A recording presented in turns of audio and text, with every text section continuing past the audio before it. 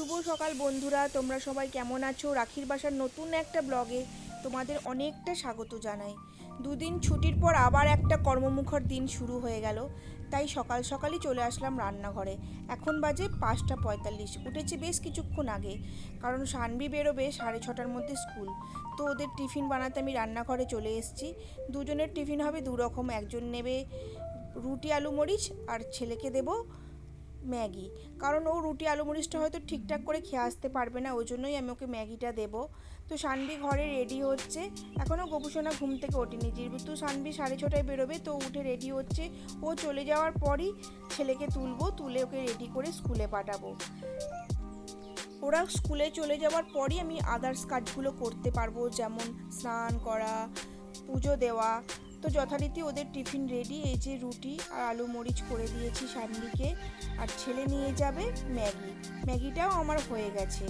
ম্যাগিটা ও এখনও যদিও ওঠেনি, তবু আমি করে নিয়ে একেবারে চলে যাব রান্নাঘর থেকে।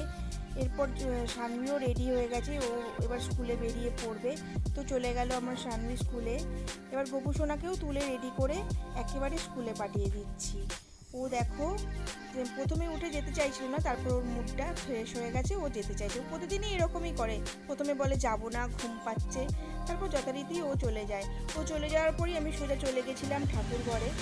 আজকে যদিও আসবে আমার বৌদি, সেজন্য একটু তাড়াতাড়ি করেই আরও কাজটা করার চেষ্টা করছিলাম।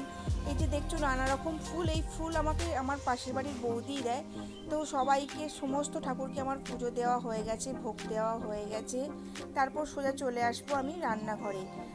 তারপরেই দেখলাম বৌদিও ঢুকে পড়লো, সাথে সাথে আমার ছেলেও ঢুকলো। বৌদি চলে আসার পর ছেলেও চলে আসলো, সেজন্য বৌদি বললো যে তুমি কাজগুলো করো, আমি ওকে স্কুল ড্রেস চেঞ্জ করিয়ে দিচ্ছি। তো ওর মামিমার করছে, স্কুল ড্রেস চেঞ্জ করে নিচ্ছে, আর আমি চলে গেছি রান্নাঘরে। আজ হবে একটুখানি চিকেন। তো এই চিকেনটা আমার আগেই ছিল, আর এই চিকেনটা আমি নতুন আনালাম, কারণ ওটাতে তো সবটা অ্যাডজাস্ট হতো না বলে, আর একটু লাগতো বলে আমি এটা আনিয়ে নিলাম। আর হবে পটল ভাজা, শাক ভাজা, আমের চাটনি হবে, আর কেটে রেখেছি দেখো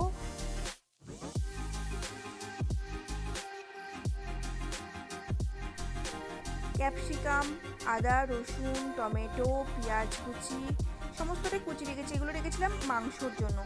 তো ফার্স্টেই আমি করে নিয়েছিলাম পটল ভাজাটা করতে করতে বৌদির সাথে একটু গল্প করছিলাম, যেহেতু অনেক দিন বাদে এলো।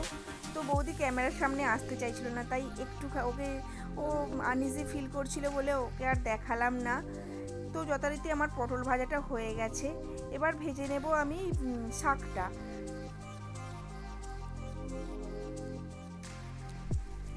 আজকে শাকটা একটুখানি বাদাম, পোস্ত এগুলো দিয়েই ভাজার ইচ্ছা আছে, তো সেই জন্য আমি প্রথমেই কড়াতে দিয়ে দিলাম বাদামটা ভেজে তুলে রাখার পর এর মধ্যে পেঁয়াজ, একটু লঙ্কা ফোড়ন দিয়ে শাকটা ভেজে নেব।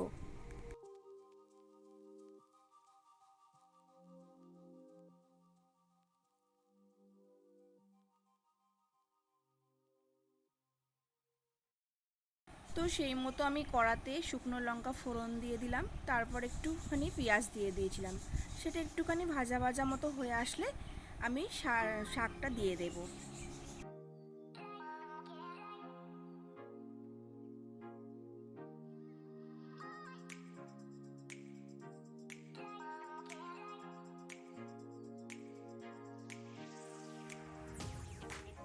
যথারীতি আমি শাকটা দিয়েও দিয়েছি।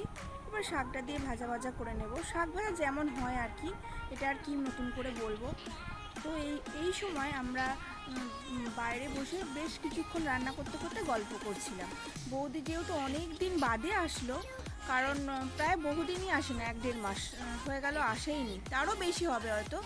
আমার দাদা বৌদির বাড়ি আমার কাছেই, কিন্তু দাদা মাঝে মাঝে আসলেও বৌদির আসার সময় হয়ে ওঠে না। মা বাবা যেহেতু এখানে ছিল, এখন আমাদের গ্রামের বাড়িতে গেছে বলে বৌদি আসতে পারলো, কারণ মা বাবার দুজনেরই শরীরটা খারাপ থাকে, তো ওদেরকে নিয়েই ব্যস্ত থাকে বৌদি। আসলে সবাই তো ব্যস্ত, তো বৌদি সেভাবে এসে উঠতে পারে না। তো অনেক দিন বাদে এসেছে, তো তার জন্য অনেক কথা জমা হয়েও আছে। ফোনে যদিও কথা হয়, তবু সামনাসামনি দেখা হয় না, কথা হয় না। বৌদি আসলেই আমাদের বাড়িতে যখনই আসে তখনই বলে চলো আমাদের বাগানে চলো, বাগানে একটুখানি ঘুরতে যায়। তো কথায় কথায় আমি পোস্তটাও দিয়ে দিলাম, তারপর একটুখানি নাড়াচাড়া করে নামিয়ে নেব। তো বৌদি বলছে যে তাড়াতাড়ি করে রান্নাটা কমপ্লিট করে নাও, তারপর আমরা বাগানে যাব। ওইদিকে ভাত বসিয়ে দিয়েছিলাম, ভাতটাও হয়ে গেছে, সেদ্ধ ভাত, আলু সেদ্ধ, ঘি আর ভাত দিয়েছিলাম, এটা আমার ছেলেকে। বৌদিকেই বললাম খাইয়ে দিতে, বৌদি খাইয়ে দিচ্ছে। তারপর চলে গেছিলাম আমি আবারও রান্নাঘরে গিয়ে মাংসটা করে নেব বলে, যেভাবে মাংস বানায় সবাই সেইভাবেই আমি বানাবো। একটু গরম মশলা, শুকনো লঙ্কা, তেজপাতা ফোড়ন দিয়ে তারপর পেঁয়াজটা ভাজা ভাজা করব। এই সময় হয়েছিল একটা বিপত্তি। আমার ছেলে খাওয়া দাওয়া করে খেলতে খেলতে, দুই ভাই মিলে খেলছিল, আমার জায়ের ছেলে আর ও খেলতে খেলতে ওর হাতটা চিমটে যায় দরজাতে। তো সেই নিয়ে প্রচণ্ড পরিমাণে ও একটু কান্না করছিল। ও প্রায়শই হাত কাটে, পা কাটে, ও এতটাই দুরন্ত। তো তারপর আর আমি ভিডিও করে উঠতে পারিনি। পেঁয়াজটা ভাজার পরই যখন মাংসটা দিয়েছিলাম তারপরেই এই ঘটনাটা ঘটেছিল। তো সেই জন্য আর তোমাদেরকে এই রেসিপিটা দেখাতে পারিনি, কারণ কি ওকে নিয়ে আমরা ব্যস্ত হয়ে গেছিলাম। ও খুবই কান্না করছিল, যেহেতু হাতটা চিমটে গেছিলো দরজায়। এরকমভাবে হাত চিমটালে ভীষণ পরিমাণে ব্যথা লাগে। তো ও খুব কান্না করছিল, দেখে খারাপ লাগছিল। সেই জন্য আর এরপর আর ভিডিও করা হয়ে ওঠেনি, কারণ কি ওকে বরফ দেওয়া, ওষুধ লাগিয়ে দেওয়া, ওকে নিয়েই ব্যস্ত ছিলাম।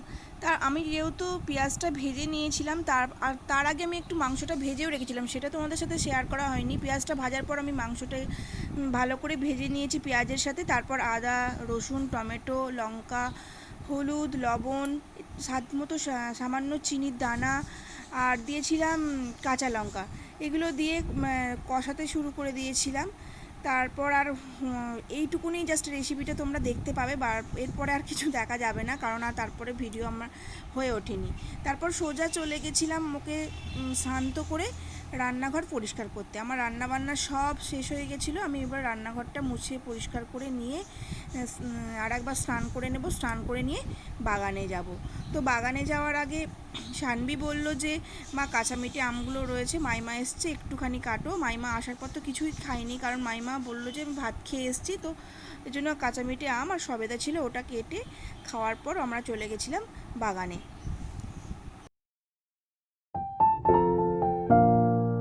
তারপর যা যা কাজ ছিল সেগুলো কমপ্লিট করে বাগানের উদ্দেশ্যে হাঁটা দিলাম চারজনে মিলে। শানবিকে বলেছিলাম যে যাওয়ার দরকার নেই, তুই বাড়িতে থাক, কিন্তু ও তো শুনলো না।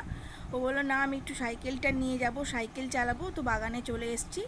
দেখছো আমাদের বাগানে এখন কাজ চলছে, ওই শশা ক্ষেতটা কী সব করছে, আর ওইদিকে শানবি তার ভাইকে নিয়ে সাইকেল চাপাচ্ছে। এই যে দেখছো নানান রকম এই প্যান্ডেলের মতো করা রয়েছে, এইগুলো সবই পিকনিকের সময়ের জন্য ইউজ হয়েছিল, এখন সবই মানে ধ্বংসাবশেষ। আবার সামনের ইয়ারে যখন পিকনিকের সিজন শুরু হবে তখন আবার সুন্দর করে ডেকোরেট করবে।